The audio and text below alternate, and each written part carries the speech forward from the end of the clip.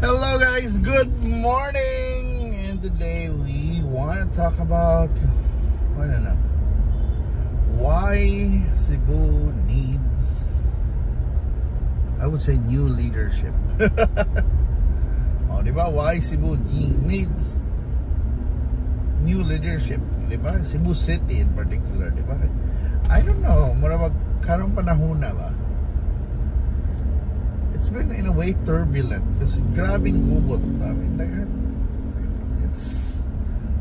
mean, for years Cebu is like peace and quiet when it comes to politics.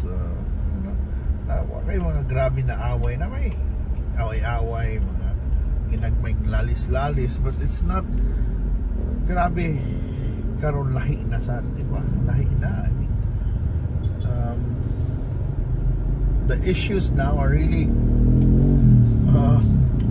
far beyond bickering or difference in opinion and mga kinihaay ba.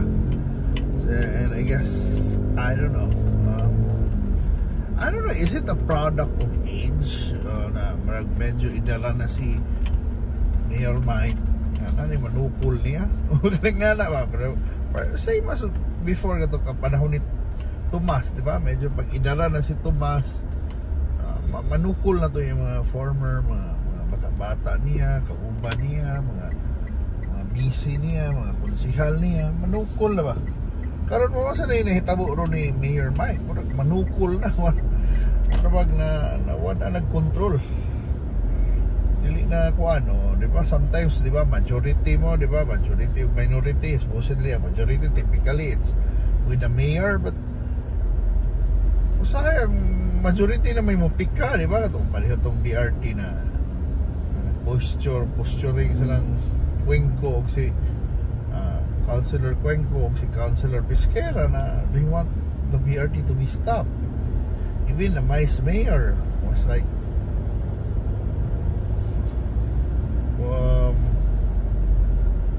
really considering, I mean, you know, had interviews about stopping the BRT. Di ba? I don't know. I think we need a new leadership na yun, diba? Na feeling ako, ingana na, basta agi na like, medyo maidara na lagi, diba? Manukol na, sumpak na, kuha na ba? Sa una, yung uyango, iba yung mga tao, diba? Pero ingana, lagi na eventually, di na magyang uyango. So, kadugayan, form sa like own opinions, so diba? Magpakitang gila sa sila.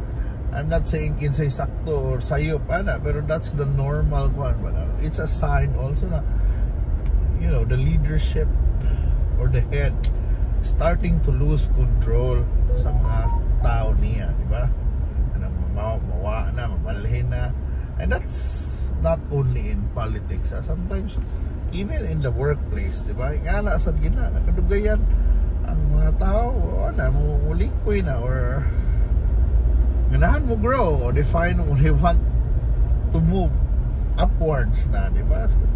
So sayo, kontra lang manager, kontra lang ingani nila kinanglan na ba tingali, o di ba? Na even ganing mga MCWD who were appointed then, marigana ba or kaumban is partido, bro,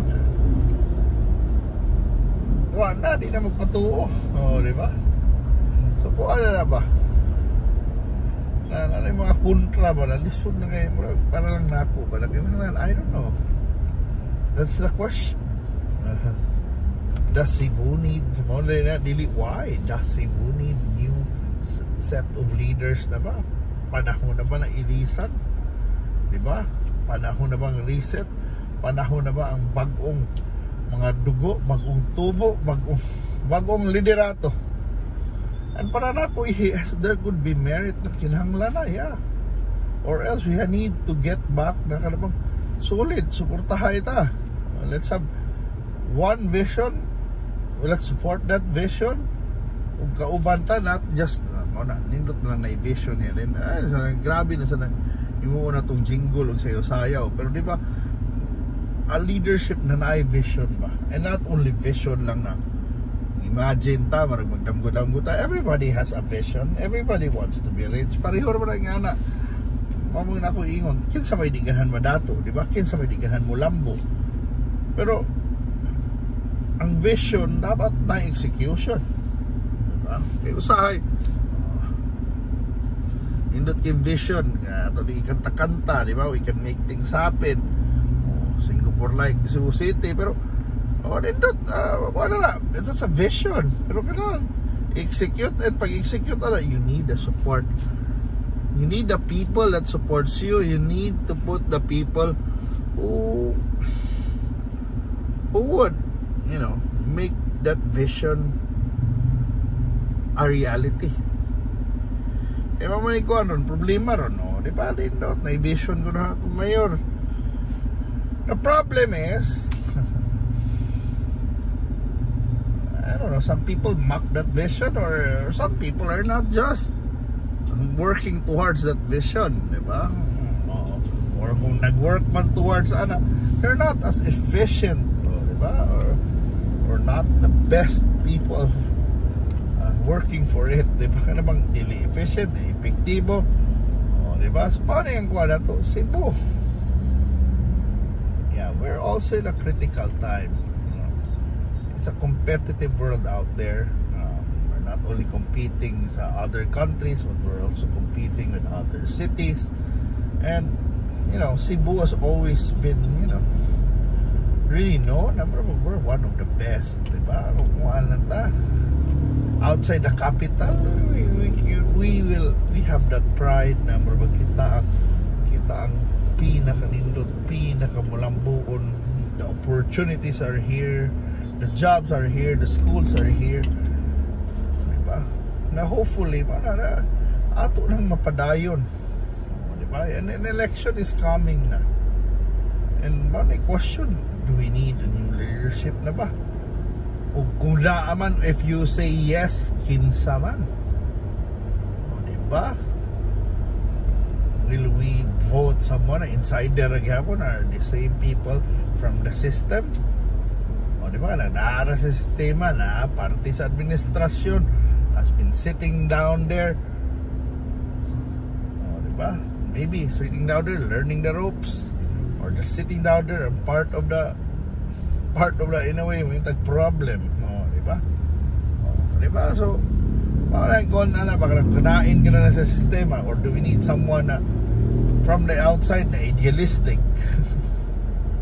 Nindot po sa nang naagikan sa sistema, kay kasabot na the inner workings, di nalisod ang transition, ang lisod mo sa nang super outsider sa paglingkod sa wagid kay bawo sa ang pagbuhaton, or taghan sa kay magbabag, o diba, or puntang ukuan, marang kuan na ba? So that's the question. Para na ako naging merit na balik ng mga old-timer sa sana may challenge ba na we need a strong,